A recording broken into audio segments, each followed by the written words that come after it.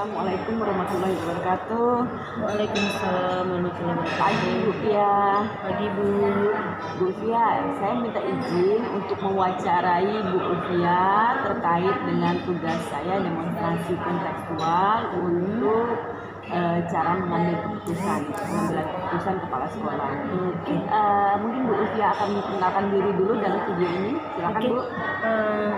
Saya Ulfia, Kepala Sekolah SMK YPMC Sungai Liat, dekat dengan SMK Negeri 1 Sungai Liat. Terima kasih Ibu. Ibu, ini akan saya rekam tidak apa-apa ya? Saya mohon izin untuk merekam kegiatan ini. Oke Bu Ulfia.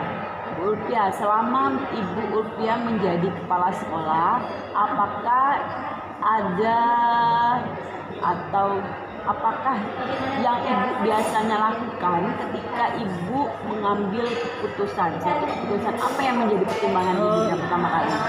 Untuk dalam hal pengambilan keputusan, kita semata-mata tidak pernah mengambil keputusan itu sendiri, tetapi lebih sering pertama yang kita lakukan adalah memanggil wali kelas, guru mapel jika siswa-siswa yang bersangkutan mengalami masalah, baik itu masalah etika ataupun masalah moral.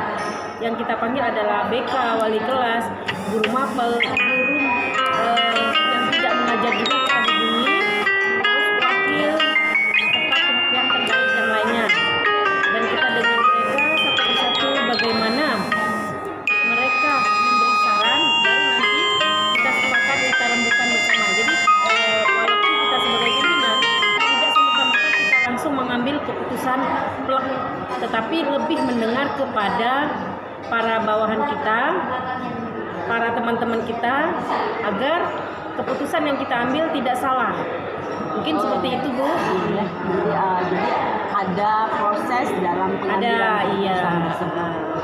Bu, pernah nggak Ibu merasa ketika mengambil keputusan terus yang tidak disenangi oleh teman-teman Ibu atau rekan kerja Ibu? Oke, ada, karena jelas ada ya Bu. Karena setiap keputusan itu pada saat sebelum pengambilan keputusan melalui proses. Nah, proses mereka mengajukan usul itu kadang-kadang tidak tertampung di kita. Mereka agak kurang senang, tetapi yang namanya kita sebagai atasan, kita harus bisa membuat suatu keputusan itu bagaimana agar mereka bisa menjalaninya untuk semua pihak akhirnya akan baik. Oke. Bu, pernah nggak Ibu mengalami suatu kasus, misalnya ya, dalam mengambil keputusan itu yang berhubungan dengan dilema etika atau dilema moral mungkin, dan terus bagaimana cara Ibu mengambil keputusan yang berhubungan dengan hal tersebut? Oke. Sebagai contoh ya, waktu kami masih ada jam mapel, ya. Ketika masih mengajar sebagai guru gitu ya, posisinya masih, bukan sebagai kepala sekolah berarti bukan, ya. Tetapi kami sudah menjadi PLT. Oh iya. Udah menjadi PLT, belum kepala sekolah, iya. Kepala sekolah. Pernah pada saat itu salah satu siswa, anaknya ya bisa dikategorikan attitude-nya kurang. Dia pernah di dalam kelas itu menghina gurunya dengan menyebutkan kata binatang Bu. Itu jelas-jelas etikanya melanggar ya. Jadi pembinaan yang kami lakukan itu banyak melalui proses. Pertama, pendekatan yang kita lakukan, mengapa itu terjadi. Ternyata siswa ini keluarganya emang agak amburadul gitu. Mungkin faktor keluarga juga menentukan Bu. Nah, proses yang kita lakukan di sana, kita panggil orang tuanya. Pertama kita hadapkan ke BK, masuk BK, melalui nasihat-nasihat, melalui administrasi juga kita lakukan pemanggilan kepada orang tua siswa, agar tidak hanya kita pihak sekolah untuk mendidik siswa tersebut, tetapi kita mohon bantuan orang tua juga. Karena masalah attitude ini kalau hanya di sekolah itu akan sangat sedikit. Mengapa? Karena malam hari mereka berada di rumah, waktu libur hari Sabtu juga mereka berada di rumah, itu di luar pantauan kita. Ya, jadi sebentar ya, waktu kita ada anak itu sebentar di sekolah, iya, sedangkan lebih lamanya di keluarga, mereka sendiri. Ya. Jadi ya jelas orang tua harus terlibat juga dalam hal pembinaan mereka. Mungkin itu Bu. Oh, jadi ketika terjadi keputusan itu ibu lemparkan lagi ya Ke BK, dan diselesaikan bersama-sama dengan keluarga. Iya. Karena hal yang seperti ini biasanya tidak bisa kita tangani sendiri ya. Nah, kemudian ketika ibu mengambil suatu keputusan, pernah nggak ibu merasakan udah bener keputusan saya? Pernah nggak merasakan hal-hal yang seperti itu? Jelas ya Bu, pengambilan keputusan itu memang sulit. Pada saat kita sudah mengambil keputusan, kadang-kadang kita berpikir, keputusan saya ini udah tepat atau belum? Itu sering terjadi dilema seperti itu. Tapi walaupun itu terjadi, kita harus tetapkan jalankan keputusan tadi. Nah, jika nanti keputusan tadi setelah berjalan kita lihat nggak ada hasilnya sama sekali, kita baru ambil plan B-nya Bu. Jadi setiap keputusan itu ada plan A dengan plan B. Jadi ada cadangannya. Kalau ini tidak berjalan, kita lanjut ke plan yang lainnya. Mungkin itu Bu. Biasanya sebelum ibu mengambil keputusan, apakah suatu keputusan itu ibu uji dulu misalnya? Ada nggak pengujiannya misalnya? Ini benar nggak menurut aturannya? Terus moralnya yang saya diterapkan apa kepada yang lainnya, efeknya itu pernah nggak jadi ada ujian seperti itu? Ada, tapi ujian itu tidak tertulis, jelas tidak tertulis, tapi kita melalui pemantauan. Ada step by step Ada. pengambilannya, Iya. itu ibu terapkan ya. Jadi kalau misalkan keputusan udah kita ambil, kita lakukan pemantauan dengan jangka waktu berapa lama, baru nanti kalau ini bagus ya tetap kita jalani. Artinya kalau tidak berhasil kita jalani yang lainnya tadi pemantauannya. Jadi kalau seandainya keputusan yang ibu ambil ya ternyata tidak berjalan, ibu stop, ibu ganti. Tidak, tapi kita artinya menyelipkan yang lainnya. Kita tetap jalanin itu, tapi selipkan juga yang plan B itu pasti ada selipan untuk mengangkat keputusan yang A tadi, seperti itu. Jadi misalkan kita mengambil keputusan A kan, kita jalin udah mulai nggak masuk nih, tidak berjalan lah, nggak berjalan ya. Terus kita yang plan B tadi kita sisipkan, tapi tetap tujuannya adalah plan A. Kita mendidik siswa itu menjadi lebih baik attitude-nya itu, misalkan contohnya Bu ya. Jadi tidak merubah satu keputusan yang utama, tetapi menyelipkan keputusan yang lainnya di sana. Bu, ini pernah nggak ibu ya sebagai kepala sekolah, misalnya punya anak buah atau guru yang kurang aktif nih atau tidak peduli dengan apa yang sudah ibu putuskan, cara ibu mendekati atau cara ibu menyelesaikannya bagaimana? Nah, pernah sih, bukan pernah ya, namanya di suatu organisasi ya pasti ada yang hal-hal seperti itu.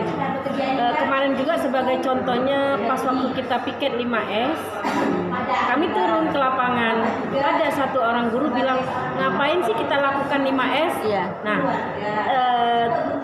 saya bilang kenapa memangnya? Alasan dia kan lagi COVID, masih COVID sekarang, mereka bilang belum lama kejadiannya Bu, baru 2 mingguan yang lalu. Terus saya hanya senyumin aja, baru setelah selang berapa jam kami kumpulkan secara bersama-sama, tapi bukan personal, kita tetap secara bersama-sama bahwa di sana kita jelaskan, apalagi terkait dengan program profil Pancasila ya Bu, bahwa attitude itu sangat penting karena di dalam kita piket 5S itu jelas sangat membantu sekali. Pagi-pagi kita sudah melihat proses siswa kita bagaimananya mereka di dalam sopan santunnya, salam sapa mereka. Nah, sudah nampak di sana. Jadi yang kita lakukan adalah kita melalui sosialisasi lagi. Artinya kami tetap menjalankan 5S-nya, keputusan utama tetap menjalankan 5S, tetapi kita sosialisasikan lagi apa pentingnya 5S itu kepada para guru kita atau tenaga kependidikan yang lainnya. Mungkin itu Bu. Jadi sosialisasinya tetap lagi jalankan. Yang fokus utamanya kan kita putuskan 5S. Nah, Nah, kalau ada yang menentang seperti itu, kita sosialisasikan lagi, masuk plan B-nya itu bahwa pentingnya apa. Nah, seperti itu kita tambahkan di sananya. Jadi ibu ini termasuk orang yang gigih ya menurut saya. Ibu Ulfia ini sangat gigih memperjuangkan apa yang sudah dia putuskan. Nah, Bu, kemudian gini Bu, seandainya ibu dalam mengambil keputusan ya, ada yang misalnya individu versus kelompok, kan banyak seperti itu ya. Atau ini sebuah keputusan jangka pendek atau jangka panjang, pertimbangannya seperti itu. Nah, kira-kira yang menjadi fokus utama ibu ketika mengambil keputusan untuk regulasi sekolah itu apa? Ulangi, paling utama. Ulangi, Bu. Yang paling utama dalam mengambil keputusan itu apa? Prinsip ibu yang paling utama. Prinsip kami yang paling utama adalah bahwa keputusan itu bukan untuk salah satu pihak. Nah, jadi keputusan itu mencangkup banyak pihak di sana, apakah orang tuanya, apakah siswanya sendiri, apapun. Kita sebagai sekolah, apalagi kami sekolah swasta ya Bu, mempertimbangkan jumlah siswa. Jadi tidak hanya semata-mata mengeluarkan siswa. Keputusan yang kami ambil itu harus benar-benar matang, apalagi sekolah swasta berdasarkan SPP mereka. Jadi jadi pengaruhnya mengambil keputusan itu harus benar-benar matang. Mikirkan kalau anak ini kita keluarkan bagaimana, orang tuanya bagaimana. Jadi dalam pengambilan keputusan ibu tetap mengutamakan siswa. Ya, kepentingan siswa itu kenyamanan siswa dalam belajar, menjadi pertimbangan dalam kita mengambil keputusan. Oke, Bu Ulfia, terima kasih sudah bersedia menjadi salah satu tokoh yang saya wawancara dalam tugas ini. Saya sangat berterima kasih. Mudah-mudahan ibu diberikan kesehatan dan kelancaran, tambah sukses ya Bu ya dalam menjalankan tugasnya. Semangat ya Bu Dina, semoga berhasil terus. Iya, sama-sama. Oke, assalamualaikum Pak Bambang. Apa kabarnya? Waalaikumsalam warahmatullahi wabarakatuh. Alhamdulillah baik Bu Dina. Oke, Pak Bambang, izinkan saya sebagai sebagai peserta CGP untuk mewawancarai Bapak dalam rangka memenuhi tugas demonstrasi kontekstual tentang cara mengambil keputusan yang mengandung nilai kebajikan seperti itu. Nah, mohon Bapak untuk pertama ini Bapak memperkenalkan diri dulu Pak, silakan. Oke, saya perkenalkan diri. Nama saya Bambang Agus Prianto. Saya adalah adalah kepala sekolah SMK Negeri 1/3. Saya menjadi kepala sekolah sudah 1 tahun 5 bulan. Sekolah kita pada tahun 2022 ini merupakan sekolah pusat unggulan, itu Bu Nina, informasi sementara yang saya sampaikan. Butuh juga untuk tanggal lahir. Ya, silakan Bote. Kalau untuk data diri, saya lahir di Kota Mentok 8 Agustus 1982. Artinya sekarang tepat umur saya 40 tahun gitu. Gitu Bu Nina. Oke, terima kasih Pak.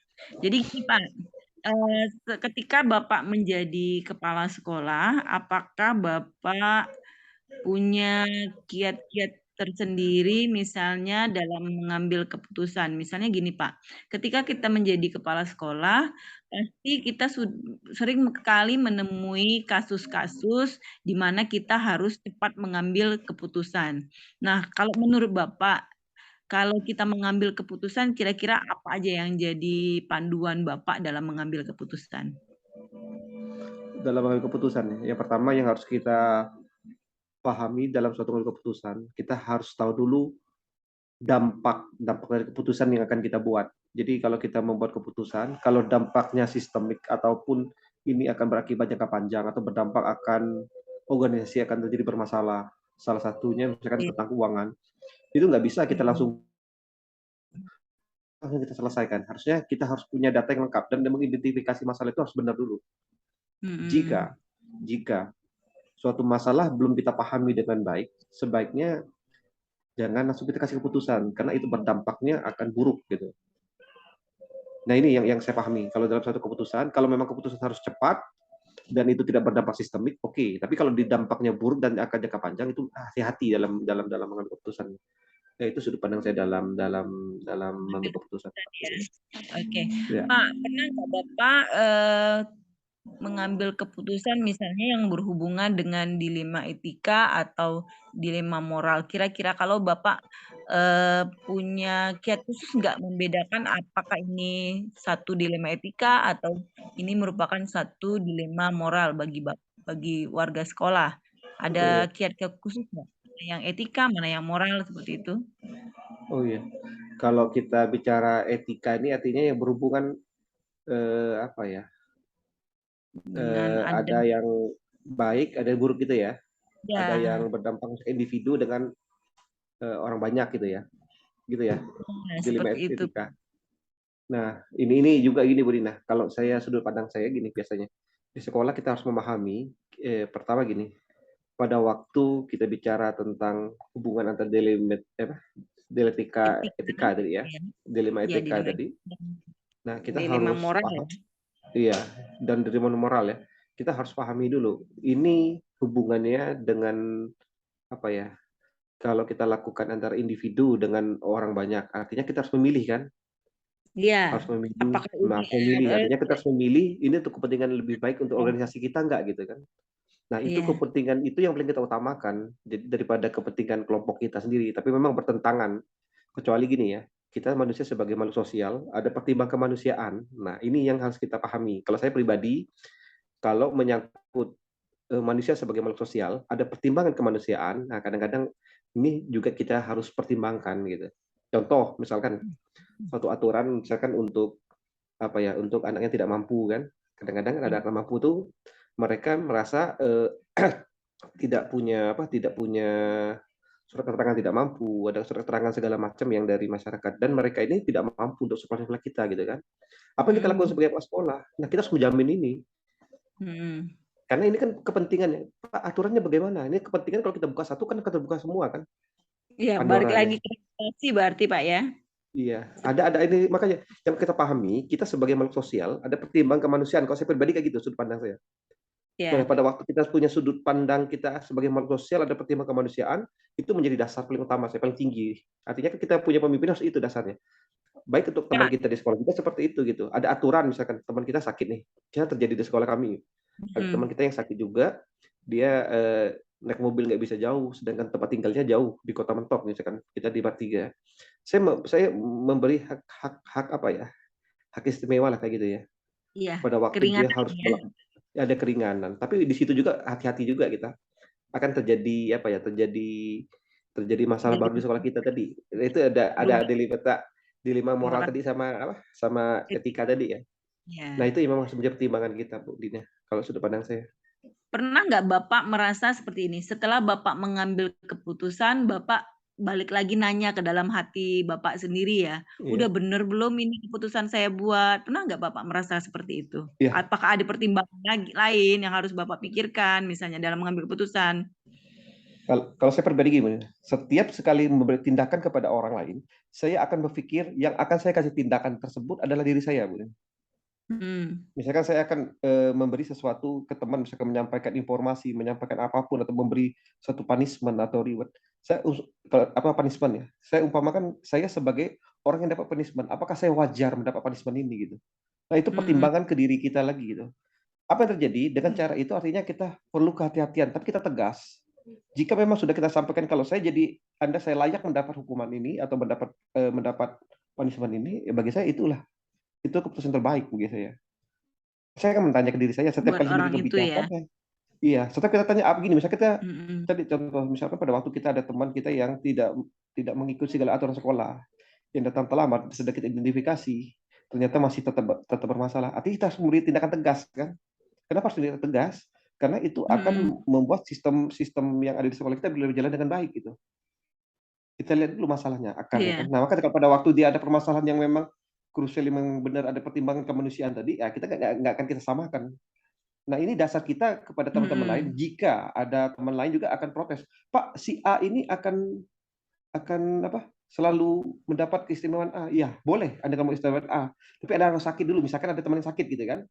Sakit kan nggak bisa kita siapapun. Jadi Iya. kalau Anda mau hak istimewa itu, Anda sakit dulu. Akan saya punya hak istimewa. Silakan beri pernyataan. Tapi Anda harus punya buktinya dari dokter, ronsen segala macam. Boleh saya hak istimewa Anda gitu. Nah, dan hal itu kawan bisa paham dalam suatu organisasi sekolah kita gitu, Bu Nina. Oke. Iya. Oke. Pak, kira-kira menurut Bapak, apakah Bapak punya langkah-langkah atau prosedur tertentu yang Bapak lakukan dalam mengambil sebuah keputusan? Sebelumnya itu apakah ada prosedur atau langkah-langkah yang Bapak terapkan sebelum mengambil keputusan? Yang Pertimbangannya pasti, Pak, misalnya aja. yang pasti gini, Bu Nina. Kalau saya dalam satu keputusan itu, saya harus tahu dulu permasalahannya apa. Ingat, Mm-mm. kebanyakan kita, ini nih, saya nggak tahu kepala sekolah teman-teman yang lain juga sering, mereka pada Mm. waktu mengidentifikasi masalah salah, akhirnya Mm. terjadi apa? Keputusan ke depan itu akan salah terus. Nah, permasalahan ini yang harus kita kaji dulu lebih baik. Misalkan sesuatu itu kita gali dulu sedalam mungkin. Apa informasi kita dapatkan dari suatu masalah. Setelah Faktanya masalah ya. kita tahu persis permasalahannya, sudah Mm-mm. tahu persis ini masalahnya, baru beri kita keputusan dan kebijakan apa yang harus kita lakukan gitu. Sebelum kita dapat belum dapat mengidentifikasi permasalahan utamanya apa, sebaiknya ini belum bisa kita putuskan. Makanya di situ pentingnya ada teman gitu. Teman di sekolah kita kan punya teman. Jadi informasinya bisa kita gali sendiri, bisa melalui teman A B C D-nya gitu ya. Ini salah satu Mm-mm. strategi kita dalam memberi keputusan. Ya. Oke, Pak, apakah Bapak punya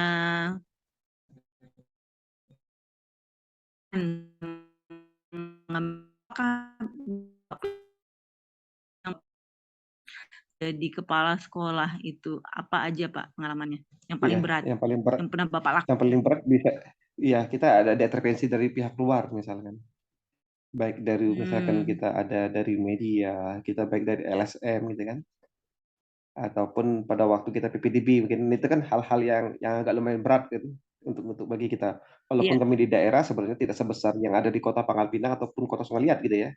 Cuma kita ada intervensinya, Mm-mm. ada melalui A, B, C, D intervensi kita kan. Saya sampaikan kalau saya seperti itu saya lakukan, kita harus megang dulu ininya apa nama aturannya gitu. Kita sampaikan dulu dan dampak segala aturannya itu gitu. Dan jika sudah Mm-mm. dampak itu kita sudah sampaikan, kita sampaikan ke atasan kita. Ini kita punya masalah gitu. Mm-mm. Nah, atasan kita kan memberi rekomendasi juga gitu kan. Kalau kita dia oke, artinya kita dapat backupan dari atasan kita. Baru kita bikin keputusan tadi gitu. Iya. Jadi prosedur-prosedur seperti ini saya Iya. lakukan biasanya. Saya koordinasi dulu. Gitu. Gitu. Mm-mm.